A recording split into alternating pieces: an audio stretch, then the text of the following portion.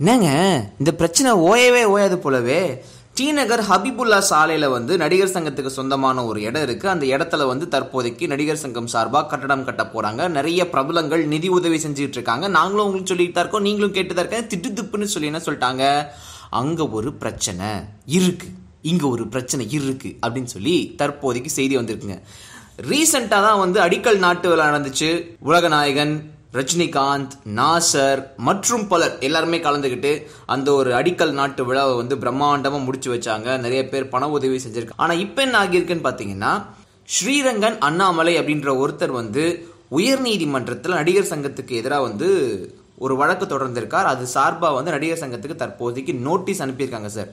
என்ன விஷயம்னா, நடிகர் சங்கம் பொதுச்சாலையில 40 அடியை ஆக்கிரமிச்சிருக்கு.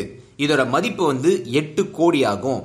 அரசுக்கு சொந்தமான 3 கிரவுண்ட் இடத்த நடிகர் சங்கம் ஆக்கிரமிப்பு செஞ்சிருக்கிறத பத்தி சங்கத்தில் இருக்கிற சிலரே இதுக்கு முன்னாடி எதிர்ப்பு சொல்லியிருக்காங்க. ஸோ நீங்க என்ன பண்றீங்கன்னா, நாளைக்கே இது தொடர்பா பதில் கொடுக்குறீங்க அப்படின்னு சொல்லி உயர்நீதிமன்றமும் நோட்டீஸ் கொடுத்திருக்கு. இதுக்கு மேல இந்த ஒரு விஷயம் என்னென்ன ஆக போகுது, எப்போ அந்த கட்டடம் கட்டி முடிக்க போறாங்க அப்படின்றத பொறுமையா பார்க்கணும் சார். அதோட சேர்த்து கட்டடத்தை ஆய்வு செய்யாம எப்படி மாநகராட்சி அனுமதி கொடுத்தாங்க, சாலை ஆக்கிரமிச்சு கட்டடம் கட்ட வேண்டிய அவசியம் என்ன அப்படின்னும் உயர்நீதிமன்ற நீதிபதிகள் கேள்வி எழுப்பியிருக்காங்க சார். மொத்தத்துல இந்த ஒரு கட்டடம் எழும்பி முடியறதுக்குள்ள இன்னும் பல பிரச்சனைகள் கிளம்புறதுக்கான முகாந்திரம் தற்போதைக்கு இருக்குன்னு தான் சார் சொல்லணும்.